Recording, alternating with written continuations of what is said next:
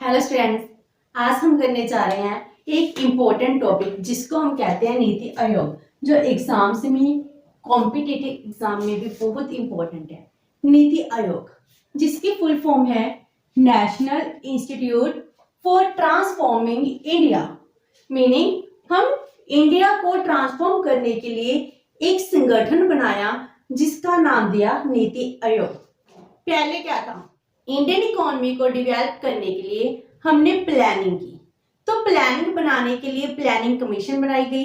Planning commission ही define करती थी कि हमको कैसे डेवलपमेंट करनी है। हमने 5 इयर्स प्लान बनाए, जैसे फर्स्ट 5 ईयर प्लान 1951-56 तक, जिसमें हमने एग्रीकल्चर सेक्टर को डेवलप किया। फिर हमने हैवी बेसिक इंडस्ट्रीज को डेवलप किया सेकंड 5 ईयर प्लान का, जो 56 से 61 तक था।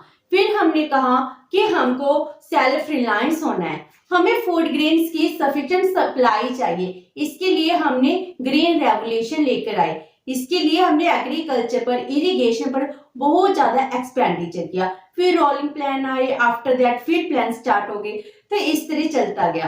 तो हमने अपनी इंडियन इकोनॉमी को प्लानिंग के थ्रू बहुत ज्यादा डेवलप किया। लेकिन प्लानिंग में कुछ प्रॉब्लम्स थी। प्रॉब्लम क्या थी? जो 5 ईयर प्लान थे, 5 ईयर प्लान्स में हम क्या करते थे, हम टारगेट कुछ और रखते थे और अचीवमेंट बहुत कम होती थी। मींस टारगेट बहुत बड़ा है, अचीवमेंट कम है। हम सोचते थे कि हमारा टारगेट है हमारी जीडीपी ग्रोथ 7% हो, 8% हो। एक्चुअल अचीव कितनी की जा रही थी? 5%, 6%। तो आप बहुत डिफरेंस आ रहा था टारगेट में एंड अचीवमेंट में। तो प्लानिंग अच्छी तरह से सक्सेसफुल नहीं रही, इसमें फेलियर भी बहुत ज्यादा रहे हैं। हमने जैसे कहा हम एजुकेशन को स्प्रेड करेंगे, जितना टारगेट अचीव कर चलते थे उससे भी ज्यादा टाइम लग जाता था। देन हम 5 ईयर के लिए स्ट्रेटजी बनाते थे, तो इस तरह इकोनॉमी को डेवलप पूरी तरह नहीं कर पाए। सो प्लानिंग में क्या था, हमारे टारगेट एंड अचीवमेंट में डिफरेंस होने की वजह से जो हम प्रायोरिटीज देते थे वो भी अचीव नहीं होते थे। जैसे हम चाहते थे हमारा बर्थ रेट रिड्यूस हो जाए, सबको एम्प्लॉयमेंट मिल जाए, हम वुमेन एम्पावरमेंट करेंगे, कि वो टारगेट अचीव हो गए? नहीं हुए। तो हमने क्या किया, जब 2014 में एनडीए की सरकार आई, उसने कहा कि हमें ये प्लानिंग कमीशन नहीं चाहिए, हमने प्लानिंग से कुछ डिफरेंट करना है। तो उन्होंने क्या कर दिया, प्लानिंग कमीशन को रिप्लेस कर नीति आयोग बना दिया, जिसको कहा गया national institute for transforming India. जो ये नीति आयोग है, नीति आयोग को फॉर्म कब किया गया था? 1 जनवरी 2015 को। तो इसमें हमने क्या किया, प्लानिंग कमीशन को रिप्लेस कर दिया। जो हमारा 12th 5 ईयर प्लान था वो था 2012 से लेकर 17 तक। तो हमारा 12th 5 ईयर प्लान के बाद हमने आगे प्लानिंग नहीं की, हमने इसको बंद कर नीति आयोग को स्टार्ट कर दिया। इसमें प्रॉब्लम क्या थी? प्लानिंग कमीशन थी वो टॉप डाउन अप्रोच थी। टॉप डाउन अप्रोच का मीनिंग होता है जो प्लानिंग कमीशन के एक्सपर्ट्स थे वो क्या करते थे, अपनी सुजेशंस देते थे, उसको स्टेट्स में लोकल लेवल पर इंप्लीमेंट किया जाता। टॉप से डिसीजन लेकर डाउनवर्ड तक आपको वो इंप्लीमेंट करना था। लेकिन जो नीति आयोग था वो क्या था, it is based on the bottom up approach. Means हम फेडरल यूनिट है, फेडरल में क्या है, छोटे छोटे स्टेट्स हैं। जो हम जिस स्टेट्स हैं, हमारे लोकल प्रॉब्लम्स हैं, लोकल प्रॉब्लम्स को हम सॉल्व कैसे करेंगे, इसके लिए हमें ही पता है कि हमें कैसे प्रॉब्लम को सॉल्व करना है, ना कि टॉप के पर्सन को पता है कि वो प्रॉब्लम्स कैसे सॉल्व करेगा। इसीलिए इसमें क्या किया, बॉटम जो लोकल लेवल की प्रॉब्लम्स हैं उनके सुजेशन ऊपर तक लेकर गए, जिसकी वजह से क्या हुआ, फिर डिसीजन आता था। तो ये बन गई बॉटम अप अप्रोच, जिसमें हमने क्या किया, स्टेट यूनिट्स को इंक्लूड किया, जिसमें हमने कहा आप अपने लोकल प्रॉब्लम्स बताइए, उसका सुजेशन दिए, फिर हम जाकर एक डिसीजन लेंगे। तो हम ये कहते हैं नीति आयोग जो स्टार्ट हुआ था जी बहुत अच्छी अप्रोच के साथ, बहुत अच्छे इनिशिएटिव के साथ स्टार्ट हुआ, जिसमें हमने अपनी इकोनॉमिक प्रॉब्लम्स को खत्म करना था, हम मिलकर डेवलपमेंट करना चाहते थे। तो इसको हम क्या कहते हैं, think tank of government of India, क्योंकि इसमें हमने क्या कुछ इंक्लूड किया था, it is comprises all the state chief minister, जितने भी स्टेट हैं उनके चीफ मिनिस्टर्स को ऐड कर लिया था, and CM of Delhi and Puducherry, इनके भी चीफ मिनिस्टर थे, इनको भी ऐड कर लिया। फिर लेफ्टिनेंट गवर्नर था ऑफ अंडमान एंड निकोबार, इनको भी हमने ऐड कर लिया। मींस इसमें थिंक टैंक में क्या था, इसमें हमारे सारे स्टेट्स एंड यूटीज को इंक्लूड किया गया, तो इन सब के मेंबर्स भी इनमें इंक्लूड हो गए, जिस वजह से हम कहते हैं जी थिंक टैंक बन गया। हर एक स्टेट का जो चीफ मिनिस्टर है उसको पता है कि लोकल लेवल की क्या प्रॉब्लम्स हैं, तो लोकल लेवल के प्रॉब्लम्स को दूर करने के लिए वो थिंक टैंक में इंक्लूड हो गया, वो नीति आयोग में इंक्लूड हो गया, जिस वजह से वो अपनी प्रॉब्लम बताता था, उसके अकॉर्डिंग डिस्कशन होकर उसकी प्रॉब्लम सॉर्ट आउट होती थी। तो इसमें क्या था, बहुत ज्यादा एक्सपर्ट्स भी इंक्लूड थे, एंड हमने अपनी इकोनॉमी को ट्रांसफॉर्म करने के लिए हम ट्रेडिशनल इकोनॉमी से मॉडर्न इकोनॉमी बनना चाहते थे, हम डिजिटलाइजेशन की तरफ जाना चाहते थे, हमारे इकोनॉमिक प्रॉब्लम्स को खत्म कर नया इंडिया बनाना चाहते थे।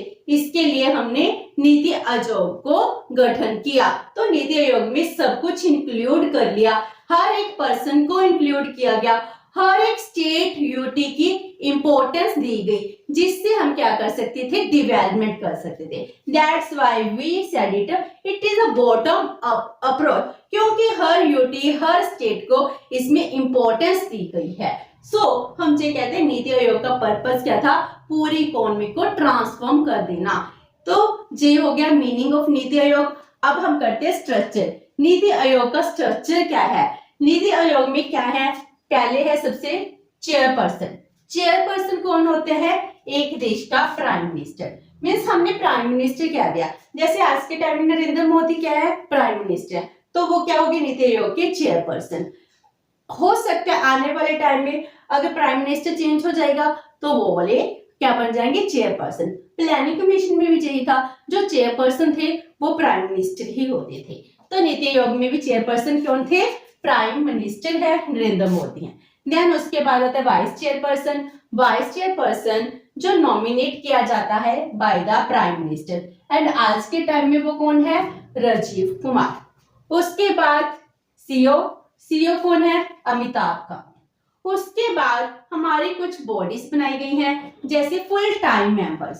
तो जो नीति आयोग है ठीक है, फुल टाइम ऑर्गेनाइजेशनल इंस्टीट्यूट बनाया गया है, जिसमें कुछ मेंबर्स काम करते हैं, फुल टाइम काम करते हैं। एंड इसमें फुल टाइम में कौन है, जो हमारे किसी भी फील्ड के एक्सपर्ट्स होते हैं उनको इंक्लूड किया गया है, जो रिसर्चर हैं इंस्टीट्यूट्स के उनको इंक्लूड किया गया है। तो यूनिवर्सिटी के रिसर्चर, इंस्टीट्यूट के रिसर्चर्स को हमने इन फुल टाइम मेंबर्स में इंक्लूड किया।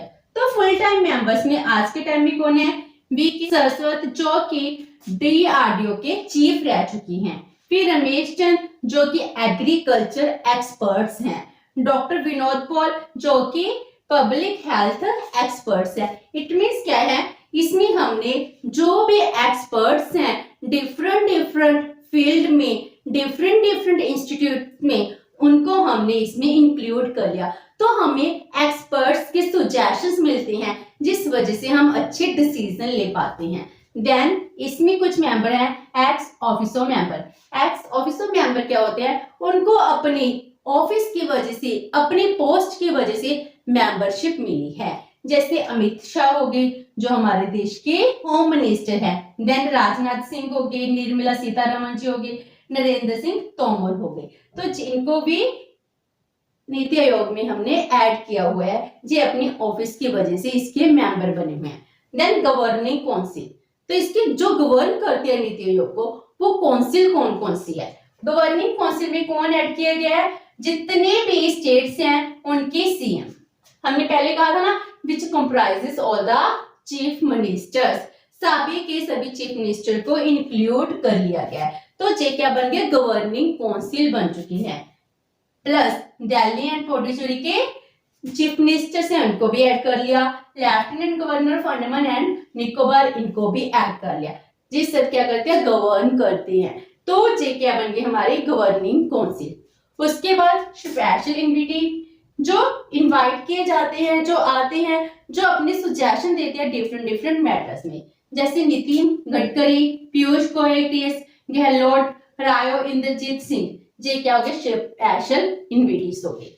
उसके बाद हमारी एक है रीजनल काउंसिल। रीजनल काउंसिल क्या होती है, जो एक प्रॉब्लम है सिर्फ मेरी स्टेट को ही इम्पैक्ट नहीं करी बल्कि एक से ज्यादा स्टेट्स को इम्पैक्ट करती है, तो ये रीजनल प्रॉब्लम्स हो गई है। तो इन रीजनल प्रॉब्लम को हम सॉल्व कैसे करें, इसके लिए रीजनल काउंसिल बनाई गई है, जिसमें हमने अगेन जितने भी चीफ मिनिस्टर्स थे, चाहे दिल्ली पुडुचेरी के हो, चाहे स्टेट्स के हो, and lieutenant governor of Andaman and Nicobar, इन सबको इंक्लूड कर लिया गया। हम क्या कर सके, जो हमारे स्पेशल इश्यूज हैं उनको हम एड्रेस कर सके, हम उन इश्यूज को सॉल्व कर सके। इसके लिए हमने क्या बना ली, रीजनल काउंसिल बना ली, जो सारी की सभी काउंसिल मिलकर क्या करती है, इकोनॉमी को डेवलप करने का काम करती है, इकोनॉमी को ट्रांसफर करने का काम करती है। हम पुराने इंडिया से नए इंडिया की तरफ जाना चाहते हैं, हम ये नहीं चाहते ट्रेडिशनल इकोनॉमी के लाइन, हम मॉडर्न इकोनॉमी के लाना चाहते हैं। आज के टाइम में डिजिटलाइजेशन की तरफ मूव कर चुके हैं, हम मॉडर्न अप्रोच अपना रहे हैं, कंपैरेटिव की तरफ जा रहे हैं, जिस सब कुछ क्या है, ट्रांसफॉर्मिंग है। तो ये ट्रांसफॉर्मिंग ऑफ इंडिया की बात कर रही है, तो ये सभी मिलकर इकोनॉमी को डेवलप करने की बात करते हैं। तो ये थी प्लानिंग कमीशन का meaning and the structure. Next session में हम करेंगे इसके ऑब्जेक्टिव्स, फंक्शन। होप सो कि आपको आज का सेशन अच्छा लगा होगा। अगर आपकी कोई क्वेरी है तो post it in the comment box, and video अच्छी लगी तो please like and share with your friends. Thank you so much and have a nice day.